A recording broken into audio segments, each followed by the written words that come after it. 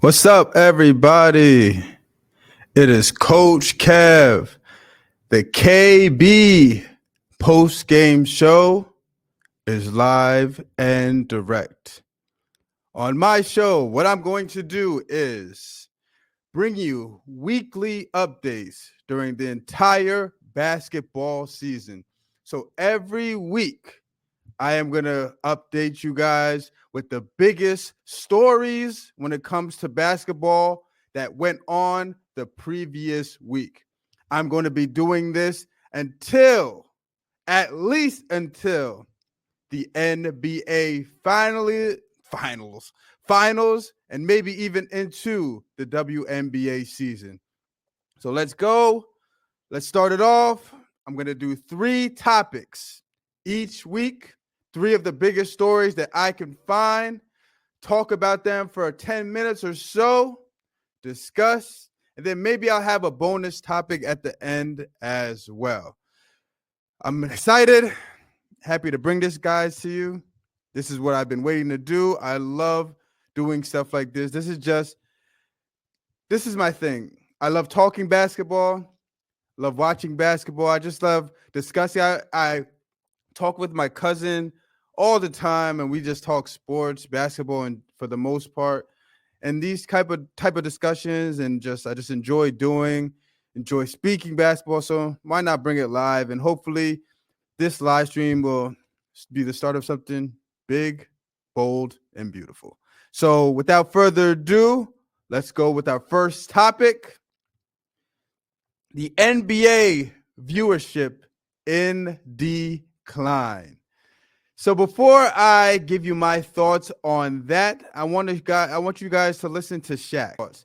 So he said Steph Curry has ruined the NBA when it comes to viewership because everybody and their mama wants to shoot threes. And I honestly can agree 100% with him as well.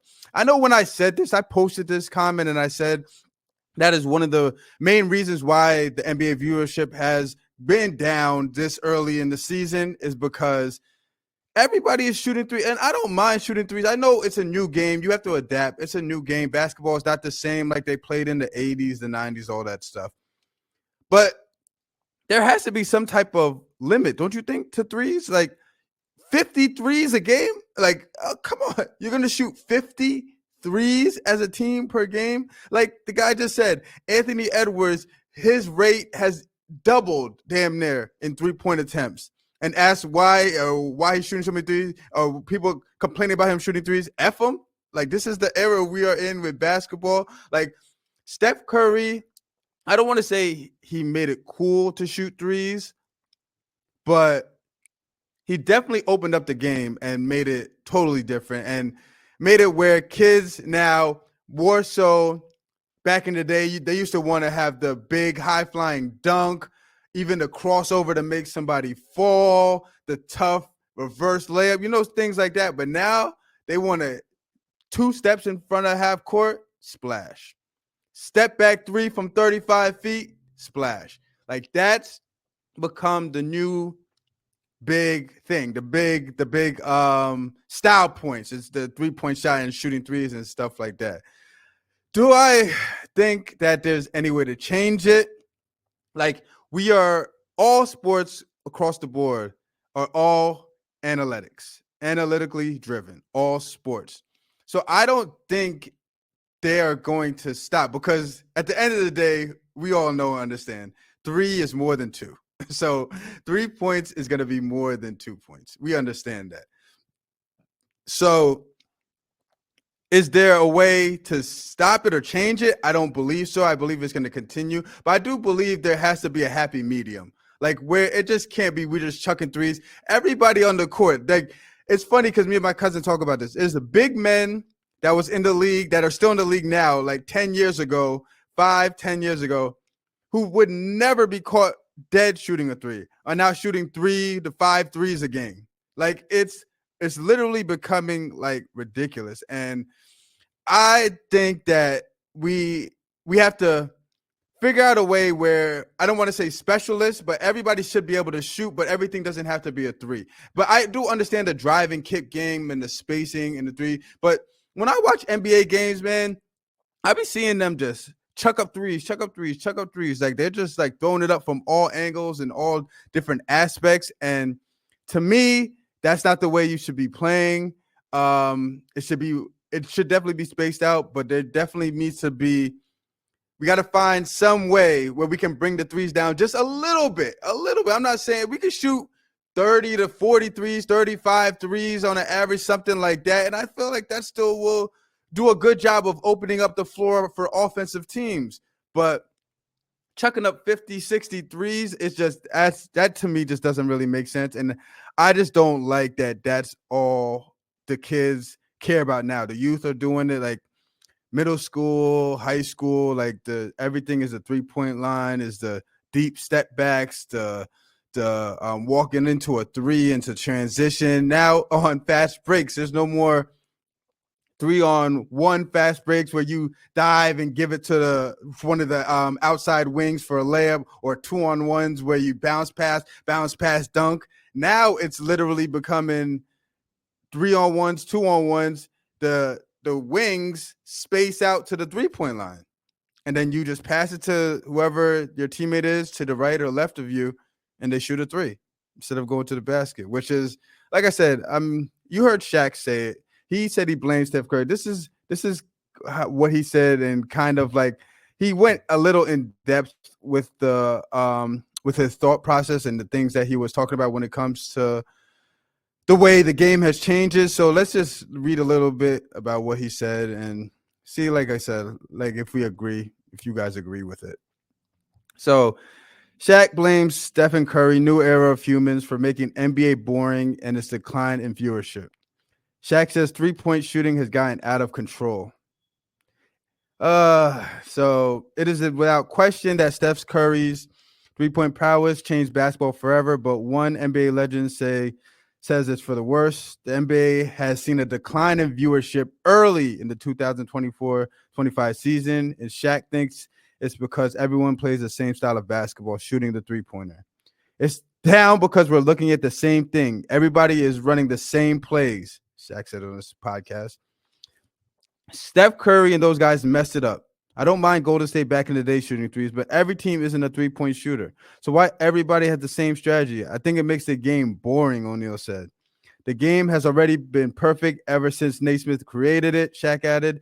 This new era of humans effed it up. Golden State came in and changed it. So there you go. I mean, there's more to the story, but there you go. That's Shaq's point of view. Golden State effed it up. He doesn't mind teams shooting three if you can shoot threes, but he feels like everybody is just shooting threes. All we know is the decline in viewership is real. I never really start watching NBA basketball seriously till around Christmas. Christmas is my unofficial start of the NBA season, where I start tuning into what's really going on. But everywhere I see is decline in viewership. Like that, this has to be a reason for it. The product, it's just not the same. When I watch basketball, like the heart of the Kobe era, even early Steph Curry era, when he was starting to when they were starting to build the Golden State dynasty, like Tracy McGrady, Kevin Garnett, young Kevin Garnett, like these players, even prime Shaq, it's a different brand of basketball that we're watching nowadays. I guess the kids, this is all the kids know, so to them it's enjoyable. But for the ones like me that grew up on a different product, it is hard to watch sometimes the way they play, the flopping, the constant shooting up threes, the baiting for fouls. You can't even really play defense, no hand checking. You can barely stay in front of the guy without getting a foul called on you on defense. It's definitely getting ridiculous. It's tough to watch sometimes, but I totally understand that the NBA, like all major sports franchises, are all about the bottom line, the green dollar. They want to make the most money that they can. And I always come back to this conclusion. The diehard NBA fans like myself, who've been watching it all my life, are going to continue watching it, even if we do complain about the way that the players are playing and the style that the teams are playing. We are still going to watch it because we love the game. The NBA's goal is to get the viewers, the casual viewers that don't really watch the NBA, get them in, draw them in, make them watch the game. And to do that, you got to open it up, less defense, more splash plays, shooting threes from downtown, step backs, the no-look threes where you shoot and you turn around before it even goes in. That's the stuff that the kids and the casual viewers want to see because it's exciting. It's something that they can gravitate to, they can grasp to, because everybody's not 6'6", 7 foot and can dunk and fly out the gym. We can all pick up a basketball if we have the skill level and shoot it. So the NBA knows that, and they're using that as a way to help push their game forward. Is it going to work? Only time will tell. So on to the next topic. Here we go. For me, this is a big one. Has sports become predictable? Gambling. So let's talk about gambling when it comes to sports. I know basketball, big, but all the sports, gambling is a big part of it. So let's talk about it. Let's see where it's going, what's trending, and just how the industry is dealing with, how the sports industry is dealing with gambling being incorporated into it. So this is from ESPN. As the American sports betting industry continues to expand, it has reached a high watermark, posting a record $10.92 billion in revenue for 2023, according to the American Gaming Association's annual report. The huge year for the industry represented a 44.5 year-over-year increase from 2022, which previously held the record, a handle of $119.84 billion. Oh, gosh. A 27.8 year-over-year increase combined with an increased year-over-year sportsbook with win percentage of 9.1%, up from 8.1% in 2002, contributed to that record. So for me, sports betting, the industry of sports betting. Now when I watch basketball, it's hilarious to think about this. There's two things that come to mind that are just funny when I just think about them. One, like on the jerseys, they have like the sponsors, right? So they'll have Home Depot, they'll have Coke, they'll have McDonald's, whatever industries are sponsoring the game, they'll support them and show them by putting a patch or something on the team's jerseys. Now they're starting to put stuff like on the court, and with the betting stuff, like you just see like all these betting, whether it's FanDuel, all these different industry like sports betting sites are everywhere, like in these arenas, like everywhere. You can't look left or look right and not see something that has to do with sports betting. Like it really boggles my mind that it used to be such a such a negative thought, a negative term to even say when it comes to sports, the word betting. Like betting in sports is what got Pete Rose banned and contributed to him. He's the all-time hits leader in Major League Baseball history and contributed to him not making the Hall of Fame. Like, and I know, I understand, because there's been incidences with, I forget the player in Toronto where he bet on he bet on his team to lose. So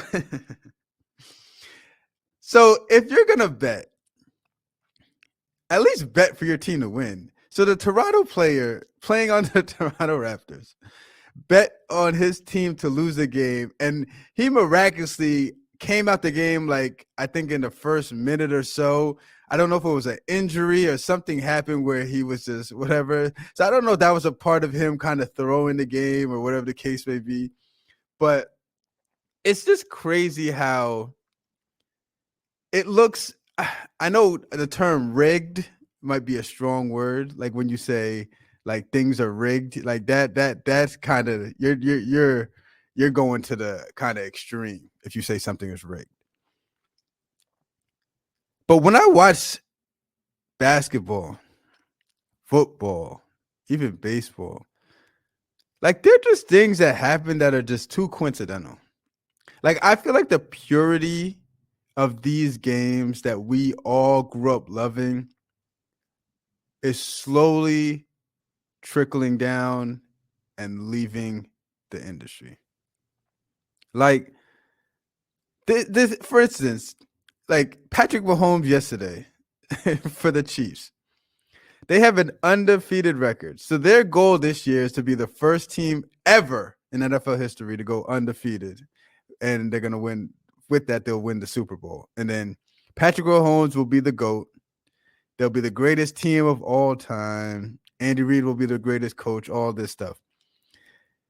They're down by 2 points. I believe it was 16-14 or 16-15 in the fourth quarter. Like 2 seconds left on the clock, something like that. The Broncos have a field goal to kick to win. And this is a chip shot in professional terms. Like this is not a far kick. And what do the Chiefs do? They block the kick. They block the kick. And I'm not here to say that it's impossible to block a field goal kick. But that's very weird to me that at a time where their undefeated record could have got thrown out the window, the Broncos have an easy field goal kick that 99.1% of the time, all the kickers in the NFL are going to make. The Chiefs block the kick. I mean, you can't really make this stuff up, man. You go to Major League Baseball. The Yankees, like one of the toughest teams, they get to the World Series. They forget how to play baseball. They just can't. They're about to get swept by the Dodgers. And I know things can happen, but just watching that just is like, okay. My favorite, Kyrie Irving, one of my favorite players, Jersey. I love Kyrie. He and the Mavericks went to the NBA Finals last year. What a run. Every series in the Western Conference, they put on a show. Luka Doncic, Kyrie Irving, Luka Doncic. They get to the NBA Finals. And what happens? Against the Boston Celtics. If anybody knows the history with Kyrie Irving and the Boston Celtics, it's not good. Boston hates Kyrie. Kyrie dislikes Boston. So it's not the place to be for him. And if there's anywhere he would want to win at, it would be in Boston. Kyrie gets to the NBA Finals, Boston, and Kyrie Irving magically forgets how to play basketball. Hitting big shots after big shots throughout the whole Western Conference playoffs. Big time plays, doing all Kyrie spectacular stuff. As soon as he gets to playing Boston, like he's dribbling off his foot, hitting the side of the backboard, missing easy layups, can't hit a shot to save his life. And I know what you guys are thinking. That could be just coincidental. It just happens like that. It's sports. You know, random things happen in sports, man. You can't blame gambling or anything for that. But to me, when I see things like that, something ding, ding, ding, ding, sparks inside of me. Something clicks. And I don't believe it. I don't believe it. The famous Judge Judy once said, "Don't piss on my face. and tell me it's rain. And that's what I believe the sports are doing to us. They're in the bed with gambling. Gambling, as you heard, how much money they're bringing into these sports industries.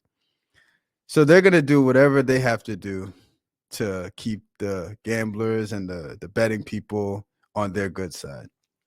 Am I saying sports are rigged? Like, is the NBA rigged? Who knows? But the game that we once knew and loved is far, far gone. All right, last topic of the day. So the must-watch players in NCAA women's basketball. Women's basketball, college basketball has begun. The high school basketball season is right around the corner. The NBA is in full effect. And I am excited because I love this time of year. So let's go over the AP top 10. I think they just put this out, the AP top 10 when it comes to, or not top 10, sorry, the top 25 AP poll for the women's basketball. And let's talk about 3 players that I believe must see TV and are going to be must watch this season. So particularly so, South Carolina Gamecocks, number 1. They went undefeated last year. They've been, for the past, they're low-key are turning into a little dynasty. They have been, since Dawn Staley has taken over helm. Dawn Staley, one of my favorite coaches. They have been doing spectacular. They've been doing great. They continue to shine and be the gold standard when it comes to women's basketball. So nobody could be surprised by them being number 1.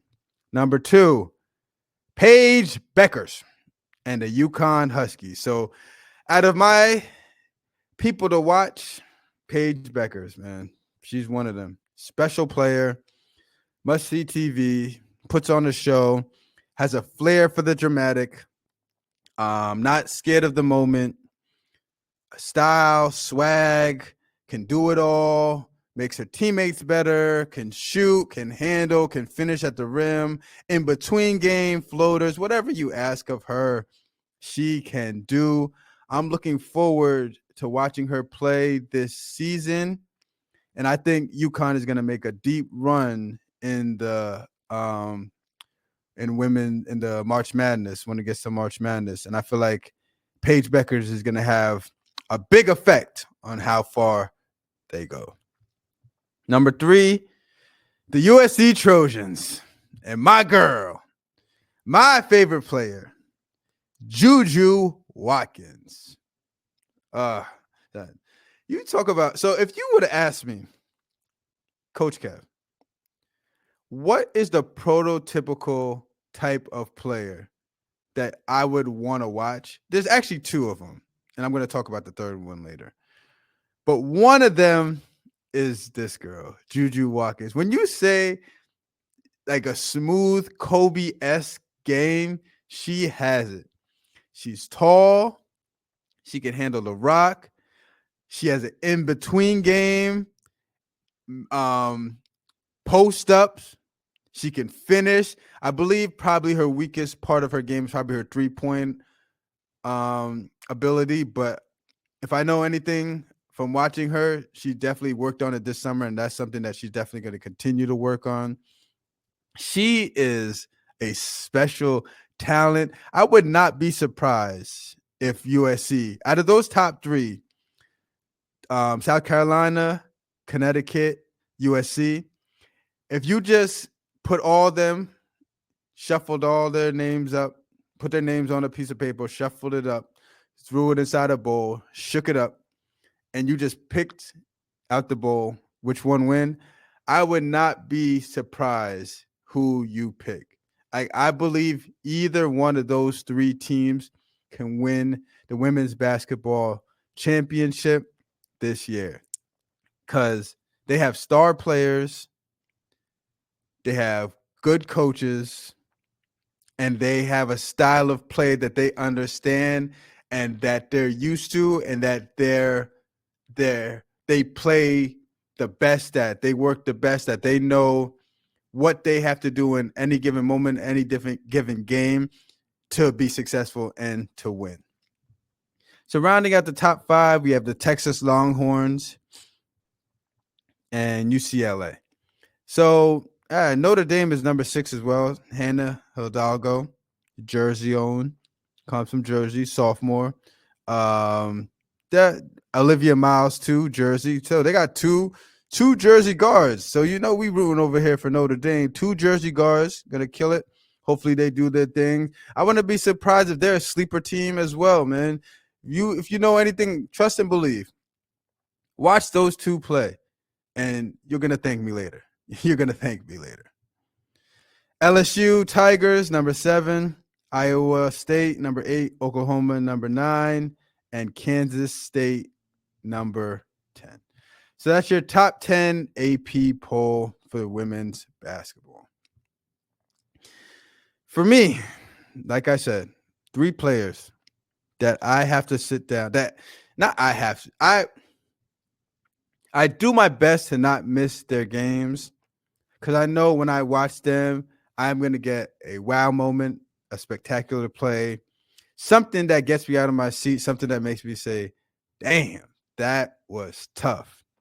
The 3 players that I believe that are must-see TV and must-watch are Paige Buckets, UConn, Juju Watkins, USC, and Kiyomi McMillan, Rutgers University. New Jersey owned Rutgers University. So I talked about Juju and why I love her. I talked about Paige, why I love watching her as well. Kiyomi McMillan. That is going to be a name you guys are going to hear more and more and more. Mark my words. This girl is special. I think it was 2 or 3 years ago. I can't remember. Maybe 3 years ago.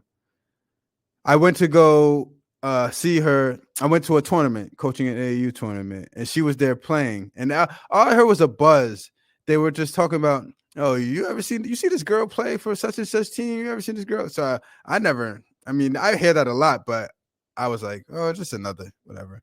Let me go check them out. So I watched it, but the game I watched, the game was pretty much over, so I really didn't get to see her play. She ended up playing my team in the same tournament, and let's just say I was starstruck. I was in awe. I was wowed. I was like, what she was doing is incredible. Like, I can't believe what she did. Like, when I tell you, like, I know it sounds like I'm really like hyping it up crazy, but it's really indescribable, because it's stuff you do in the park when you're just playing with your friends. Like, this is, as my older generation can remember, this is and one-esque. This is dribbling the ball between your legs, like throwing it back between your legs. No look behind the back pass to your teammate. Throwing it between the opposition's legs. Left-handed layup. This is fake to the right. Step back. Hezzy, spin into a floater. This is just moves on moves on moves. And I thought, after watching her, I was like, she's only like Showtime, like, meaning that she doesn't have the basic skills. Like, the basic things need to be great. She's just a wow player. Like, she could do spectacular stuff, which is great. So I'm like, man, this is nothing. When I tell you, her game is prolific as well.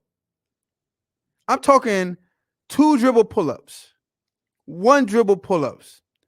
On the left side, finishing with the left hand, contact, and 1. On the left side, shot blocker, going underneath the shot blocker, right hand, scoop layup. Floater in between over the taller defender so that you don't get into trouble. Pull up into a 3-point shot. Like, there's nothing. She doesn't do that stuff spectacularly, if that even is a word, She does that stuff. It makes it look super basic. So she has the ability to go basic mode, spectacular mode. Basic when needed, spectacular when needed. Oh, this possession calls for me to make the simple basic play. Oh, I'm in the wow moment. Wow time. I'm feeling the energy. It's time to go put on a show. Like, she has that ability in her mind to just switch on and off with those different skill set, which makes her incredible. Like I said, makes her must-watch TV. Mark my words. I know that Caitlin Clark has changed the game forever. Paige Buckets is going to change the game even more and just bring even more notoriety and make women's game even better. Juju is going to take it to incredible heights and just continue to expand on everything these girls are doing. But Kiyomi McMiller is bringing something to the women's game that I've never seen before. It makes casual viewers want to tune in because they want to not miss out on the next wow moment. And they don't want to miss out on the opportunity to say that they have witnessed something special. Thank you guys for sticking with me. Episode 1 of the KB Postgame Show is a wrap. I appreciate each and every one of you that watched, whether you watched it live, whether you watched it on the playback. I thank each and every one of y'all. So like I said, I'm going to be doing this every week, okay? Every week, weekly recap show. Tune in to the recap show. Make sure you subscribe to my channel. Follow me on Instagram. Everything, you just have to be tuned in. I'm going to try to pick I'm going to pick the 3 biggest sports stories of the week and recap them every Monday at 6 p.m. Look out for my channel for any reaction videos this week. Maybe I'll go live again this week if something big, a news story drops, something happens. But I'm going to try to do this consistently throughout the entire basketball season. I enjoyed everybody that watched. I enjoy bringing you this knowledge, and I enjoy showcasing and showing each and every one of y'all my love for the game of basketball. Till next time, this is Coach Kev, and I'm out of here. Peace.